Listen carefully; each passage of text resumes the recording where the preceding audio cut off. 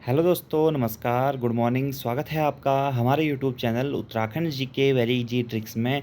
तो दोस्तों, UK triple SC की जो आगामी भर्ती परीक्षाएं हैं वह यूके पीएससी करवाने वाला है, जिस संबंध में कल नोटिफिकेशन भी आ चुका है कि एक सप्ताह के भीतर आप लोगों का समूह गौ की 23 भर्तियों का एग्ज़ाम कैलेंडर जारी हो जाएगा। और वो नोटिफिकेशन दोस्तों मैंने आपको पढ़ के भी बता दिया था। उस नोटिफिकेशन में दोस्तों मेरे द्वारा थोड़ा सा संशोधन करना है कि अक्टूबर नवंबर माह में आप लोगों के जो वैकेंसीज हैं उनका विज्ञप्ति जारी की जानी है और दिसंबर जनवरी माह में उसके एग्जाम पेपर्स होने हैं। ठीक है, तो ये संशोधन उसमें था, थोड़ा सा वो पढ़ने में बाई मिस्टेक हो गई थी कि दिसंबर जनवरी में आप लोगों के एग्जाम्स होंगे। उससे पहले आपकी क्या निकाली जाएगी, विज्ञप्ति निकाली जाएगी। और कौन सी विज्ञप्ति कब निकलेगी या कब उसका एग्जाम पेपर होगा, इसका एग्जाम कैलेंडर आपको आगे आने वाले एक सप्ताह के भीतर देखने को मिल जाएगा। यूकेपीएससी अपनी तरफ से पूरी कोशिश कर रहा है इन लंबित परीक्षाओं को जल्द से जल्द करवाने की। जो भी परीक्षाएं स्थानांतरित की गई हैं यूकेपीएससी को, उन्हीं परीक्षाओं का आयोजन यूकेपीएससी के द्वारा करवाया जाएगा। अब सबसे बड़ा जो सवाल है दोस्तों, आप लोगों के लगातार कमेंट्स भी आते हैं कि वह सिलेबस क्या रहेगा। ये दोस्तों सिलेबस मेरे हिसाब से तो यूके ट्रिपल एससी वाला ही रहना चाहिए, 100 मार्क्स का। लेकिन अगर यूकेपीएससी चाहे तो इस सिलेबस को चेंज भी कर सकता है, क्योंकि नोटिफिकेशन में यह लिखा गया है कि पाठ्यक्रम की उपलब्ध जो भी उनके लॉ एडवाइजर्स रहेंगे या उन सभी के आधार पर फिर पाठ्यक्रम तय किया जाएगा। और यूकेपीएससी क्या पाठ्यक्रम रखेगा ये भी एक देखने वाली बात होगी। ये भी हो सकता है कि यूकेपीएससी कुछ एग्ज़ाम्स में पाठ्यक्रम चेंज कर दे और 100 नंबर की जगह पे 150 नंबर का एग्जाम पेपर करवा दे या 200 नंबर का एग्जाम पेपर करवा दे। या ये भी हो सकता है कि 100 नंबर में इसी पैटर्न में एग्जाम पेपर करवाए या इसमें थोड़ा सा फ्लक्चुएशन कर दे। जैसे उत्तराखंड 40 नंबर की आती थी, हिंदी 20 नंबर की आती थी, 10 नंबर की रीजनिंग कंप्यूटर आता था, 30 नंबर का जीएस आता था। इसमें हो सकता है कि यूकेपीएससी जीएस वाले सेक्शन को बढ़ा दे। तो अब ये देखने वाली बात होगी। और जब आपका ये कैलेंडर आने के बाद में जब विज्ञप्तियां आएंगी, उस आधार पर ही यह क्लियर हो पाएगा। बाकी बहुत जल्द दोस्तों यूकेपीएससी के द्वारा अपना एक हेल्पलाइन डेस्क भी लॉन्च किया जाएगा। जैसे ही वो आ जाएगा उसके बाद में उसमें हम क्वेरीज कर सकते हैं और वहाँ से हमें वो सारी चीज़ें क्लियर हो जाएंगी। फिलहाल हम कुछ न्यूज़ के बारे में बात कर लेते हैं कि एक हफ्ते में जारी होगा समूह गौ की भर्ती 23 भर्तियों का कैलेंडर। उत्तराखंड राज्य लोक सेवा आयोग कराएगा करीब 7,000 पदों पर भर्ती परीक्षा। एक और चीज़ दोस्तों मैं कहना चाहूँगा, बहुत लोगों के ये मेरे को फ़ोन कॉल्स भी आ रहे हैं कि अगर विज्ञप्ति दोबारा आती है तो हम लोग ओवर एज हो गए हैं, हम फॉर्म को भर पाएंगे या नहीं भर पाएंगे। देखिए दोस्तों, आप निश्चित ही फॉर्म को भर सकते हैं। अगर आप ओवर एज भी हो गए तो तब भी आप उस टाइम के क्राइटेरिया के हिसाब से उस फॉर्म को भर सकते हैं, क्योंकि आप उसके लिए एलिजिबल हैं। और हो सकता है कि जो नए अभ्यर्थी हैं उनको भी इसमें फिर मौका मिल जाए। राज्य लोक सेवा आयोग समूह ग की 23 भर्ती परीक्षाओं का कैलेंडर एक सप्ताह में जारी कर देगा। इसमें करीब 7,000 पदों की भर्ती परीक्षा होनी है। पिछले सप्ताह सरकार ने अधीनस्थ सेवा चयन आयोग की 23 भर्तियां कराने की जिम्मेदारी यूकेपीएससी को दी थी। 10 सितंबर को यूके ट्रिपल एससी और यूकेपीएससी के अधिकारियों के बीच में बैठक हुई, जिसमें तय किया गया कि आयोग अपनी परीक्षाओं को बाधित किए बिना अलग से इन 23 परीक्षाओं का काम करेगा। सोमवार को दोबारा बैठक हुई। बैठक के बाद आयोग के अध्यक्ष राकेश कुमार ने बताया कि भर्तियों के लिए एक सप्ताह के भीतर कैलेंडर जारी कर दिया जाएगा। उन्होंने उम्मीदवारों से संयम बरतने की अपील की है, जिसमें दोस्तों आपका अक्टूबर और नवंबर माह में उनके द्वारा परीक्षा की जो है विज्ञप्ति जारी की जाएगी और दिसंबर माह से जनवरी के बीच में आपका इसका एग्जाम पेपर करवाए जाएंगे। ठीक है, इसमें इन्होंने कहा है कि अध्याचन का अध्ययन होगा और अध्याचन का बारीकी से अध्ययन किया जाएगा। भर्तियों से संबंधित पाठ्यक्रमों, भर्ती नियमों, विज्ञापन आदि का अध्ययन करने के बाद ही प्रक्रिया शुरू की जाएगी। उन्होंने कहा कि आयोग का मकसद है कि किसी भी भर्ती में कानूनी अड़चन ना आए। इसी के बाद में आपका दोस्तों ये फाइनली तय होगा कि किस सिलेबस के अनुसार यूकेपीएससी अपना पेपर करवाएगा। उम्मीदवारों के लिए बनेगा नया सेल। समूह की भर्तियों से संबंधित उम्मीदवारों के सवालों और शंकाओं के समाधान के लिए राज्य लोक सेवा आयोग पब्लिक ग्रीवेंस रेडरेसल सेल यानी कि पीजीआरसी स्थापित करने जा रहा है। इसका विस्तृत विवरण, फ़ोन नंबर, ईमेल और सोशल मीडिया अकाउंट आदि की संपूर्ण जानकारी जल्द जारी कर दी जाएगी। इसके हिसाब से बाद में दोस्तों हम अधिकारों के इनसे पूछ के ये सारी चीज़ें क्लियर कर सकते हैं कि सिलेबस क्या रहेगा। ये सारी चीज़ें आपकी जल्द ही क्लियर हो जाएंगी जैसे ही आपका कैलेंडर आ जाएगा। स्टाफ की ये जरूरत, शासन को भेजा पत्र, यानी कि स्टाफ की जरूरत है यूकेपीएससी को, इसलिए उन्होंने शासन को पत्र भेज दिया है और शासन से अनुरोध किया है कि आउटसोर्सिंग से कुछ लोगों की भर्ती या 10 अनुसेवकों की भर्ती करके यहाँ पर उनको नियुक्ति दी जाए।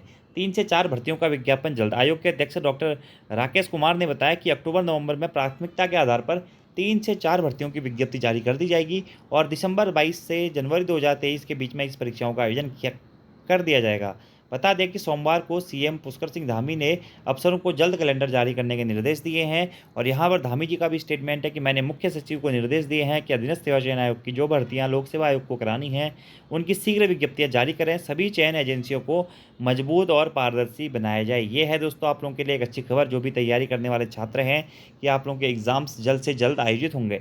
बाकी दोस्तों एक और मामला जैसे कि आपको पता होगा कि नैनीताल हाईकोर्ट में जो हमारे खटीमा के विधायक हैं भुवन कापड़ी जी, उनके द्वारा एक जनहित याचिका दायर की गई थी सीबीआई जांच को लेकर के।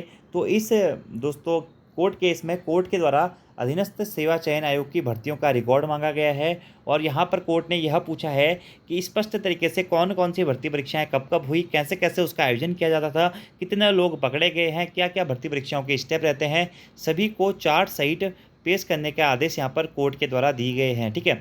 और सीबीआई जांच की मांग की थी भुवन कापड़ी जी ने, जिसमें याचिका में इसी याचिका में सरकार से जवाब मांगा गया है उत्तराखंड कोर्ट के द्वारा और बिल्कुल स्टेप्स में दोस्तों ये जवाब मांगा गया है। ठीक है। और सभी नियुक्तियों का पूरा विवरण मांगा है, साथ ही पैसे देकर नियुक्ति किस तरीके से हुई उनका चरणबद्ध तरीके से चार्ट बनाकर पेश करने के लिए कहा है और अब तक गिरफ्तार किए गए सभी आरोपियों की जानकारी का भी विवरण सरकार से मांगा गया है। इससे पहले कोर्ट ने याचिकाकर्ता विधायक भुवन कापड़ी जी से पूछा था कि एसटीएफ की जांच पर संदेह क्यों है, तो अदालत ने कापड़ी से इस संबंध में संशोधित प्रार्थना पत्र 1 सप्ताह के भीतर पेश करने को कहा था, जिसमें कापड़ी ने यह स्टेटमेंट दिया था कि एसटीएफ जो है वह कंप्लीटली तरीके से काम नहीं कर पा रही है, हो सकता है कि उस पर गवर्नमेंट प्रेशर हो। और ये भी कहा था कि अगर आयोग के द्वारा इतने बड़े स्तर पर ये चीज़ें हो रही हैं तो ऐसा ज़रूर हो सकता है कि कोई बड़ा व्यक्ति इसमें संलिप्त हो, क्योंकि अभी तक इसमें छोटे छोटे व्यक्ति ही पकड़े गए हैं, अभी किसी भी बड़े राजनेता या बड़े व्यक्ति का इसके पीछे हाथ हो सकता है, यह उन्होंने इसमें क्लू दिया था। साथ ही उन्होंने ये भी कहा था कि आयोग ने इतने करोड़ का मतलब इतने अधिक धनराशि का जो एक टेंडर दिया था उस प्राइवेट एजेंसी को, उसके बिना जांच किए कैसे दे दिया और बिना अनुबंध के भी कैसे दे दिया, जब अनुबंध उनका एक्सपायर हो गया था। तो इसके पीछे कहीं ना कहीं उन्होंने राजनीतिक हस्तक्षेप होने की बात की है। इसलिए यहाँ पर सीबीआई जांच की मांग पर कोर्ट का ये जवाब मांगा गया है कोर्ट के द्वारा, और जैसे ये जवाब होगा दोस्तों मिल जाएगा उसके बाद में फाइनली तय होगा कि आगे इस पर क्या होना है। बाकी आज बेरोजगार संघ की भी मुख्यमंत्री से भेंट होनी है, उसमें ज़्यादा चीज़ें और क्लियर हो जाएंगी कि जो ये पुरानी भर्ती परीक्षाएं हैं खासकर वीडियो वीपीडीओ वाली, कनिष्ठ सहायक वाली, इनमें कैसे कैसे क्या क्या होगा। ठीक है। और इसके संबंध में भी दोस्तों मैं आपको एक और चीज़ पढ़ा दूं, पहले हम उस नोटिफिकेशन के बारे में बात कर लेते हैं कि नियुक्तियों पर केस टू केस परीक्षण के बाद लेना होगा फैसला, क्योंकि अभी वन दरोगा पर भी जांच चल रही है, सचिवालय सुरक्षा कर्मी पर जांच चल रही है, न्यायिक जो 2018-19 में जो पेपर हुआ था कनिष्ठ सहायक का जुडिशरी वाला, उस पर जांच चल रही है। साथ ही 2015-16 दरोगा भर्ती पर जांच चल रही है। तो यहाँ पर स्पष्ट ये कहा गया है कि जिन पदों पर अभी तक नियुक्तियाँ नहीं हो पाई हैं उसमें केस टू केस परीक्षण के बाद में फैसला होगा। आप यहाँ पे पढ़ सकते हैं कि उत्तराखंड अधीनस्थ सेवा चयन आयोग की जिन भर्ती परीक्षाओं में अभी अभ्यर्थियों को नियुक्ति पत्र नहीं मिले हैं उन सभी मामलों में केस टू केस परीक्षण के बाद में फैसला लिया जाएगा। सीएम पुष्कर सिंह धामी ने इसके लिए मुख्य सचिव डॉक्टर MS संधू और कार्मिक सचिव शैलेश बगौड़ी को जिम्मेदारी सौंप दी है।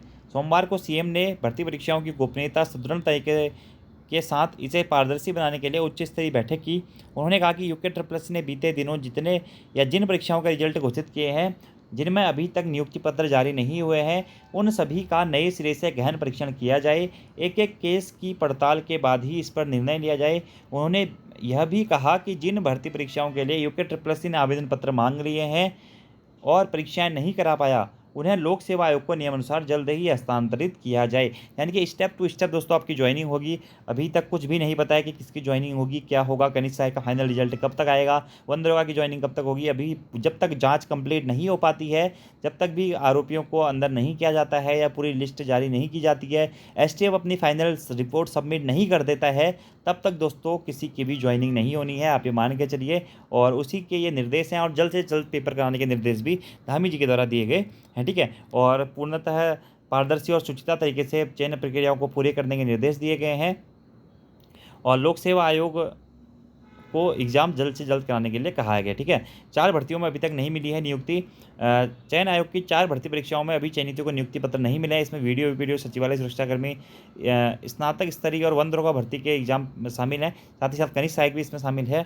इन भर्ती परीक्षाओं के रिजल्ट घोषित हो चुके हैं, लेकिन चयनित अभ्यर्थी जो भी ज्वाइनिंग का इंतजार कर रहे हैं। ठीक है। तो ये सब चीज़ें दोस्तों यहाँ पे आपको देखनी है, केस टू केस के बाद ही फैसला होगा। और यहाँ पर कोर्ट ने किस किस नियुक्ति कैसे कैसे हुई चार्ट बनाकर दें, यह उत्तराखंड गवर्नमेंट से जवाब मांगा है सीबीआई इंक्वायरी में और पंतनगर विश्वविद्यालय में विजिलेंस ने दरोगा भर्ती से जुड़े दस्तावेज खगाले और दरोगा भर्ती 2015-16 में जो हुई थी उसकी भी यहाँ पर जांच चल रही है।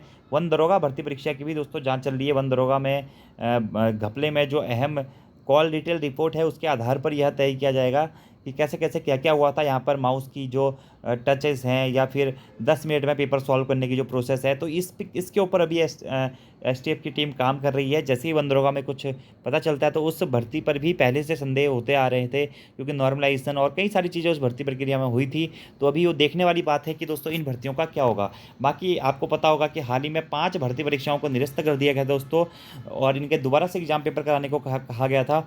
लेकिन यहाँ पर जो पुलिस रैंकर्स भर्ती परीक्षा है इसमें सरकार थोड़ा सा अभी विचार कर रही है। पुलिस रैंकर्स भर्ती ईमानदार चयनितों को राहत की तैयारी, सीएम ने समीक्षा करने के निर्देश दिया, अधीनस्थ सेवा चयन आयोग देगा रिपोर्ट। तो इस भर्ती परीक्षा में अभी जो ये 5 एग्जाम्स कैंसिल हुए थे, इसमें से जो ये भर्ती परीक्षा थी रैंकर्स वाली, इसको भी कैंसिल कर दिया गया था। लेकिन यहाँ पर एक बार फिर से धामी जी ने इस पर विचार करने को कहा है और अधीनस्थ सेवा चयन आयोग से जवाब मांगा है कि इसमें कैसे किस प्रकार से ईमानदार चयनितों को ज्वाइनिंग दी जाए। ठीक है, बाकी इससे पहले आपको पता है कि ये पुलिस दूरसंचार विभाग वाला एग्जाम पेपर कैंसिल हुआ था, हेड कांस्टेबल वाला एग्जाम पेपर जो था हमारा। ठीक है, इसी के साथ साथ में हमारा आईटीआई इंस्ट्रक्टर का एग्ज़ाम था, मत्स्य निरीक्षक का एग्ज़ाम था। तो ये 4-5 एग्ज़ाम जो रद्द हुए थे उसी में एक एग्ज़ाम ये भी था। लेकिन यहाँ पर जो इसका रिजल्ट था वह यूके SSC के द्वारा वैसे जारी कर दिया गया था, लेकिन फाइनली इनको ज्वाइनिंग नहीं मिल पाई थी। तो इसी पर धामी जी ने इस परीक्षा की भी समीक्षा के निर्देश दिए हैं और कार्मिक शैलेश बगोली को कहा गया है कि इस परीक्षा पर निर्णय लिया जाए, जिसके बाद शासन स्तर से यूके SSC से समीक्षा कर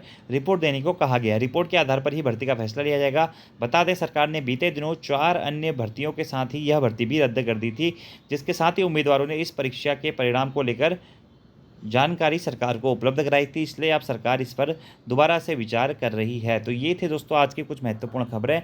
बाकी आप लोग तैयारी करते रहें, जो आपका पैटर्न है फिलहाल तक दोस्तों उसी पैटर्न के आधार पर तैयारी करते रहें, क्योंकि उत्तराखंड का कोई भी एग्जाम हो, उत्तराखंड हिंदी और जीएस का जो सेक्शन है वह हमेशा आता ही आता है। इनका मार्जिन चेंज हो सकता है, 40 नंबर से 30 नंबर हो सकता है, 30 से 40 नंबर हो सकता है, कुछ फ्लक्चुएसन हो सकता है नंबर्स में, लेकिन एग्जाम्स का पैटर्न आपका यही रहेगा। जो चीज़ें अभी तक पूछी हुई आ रही हैं वही चीज़ें आगे भी पूछी जानी है दोस्तों।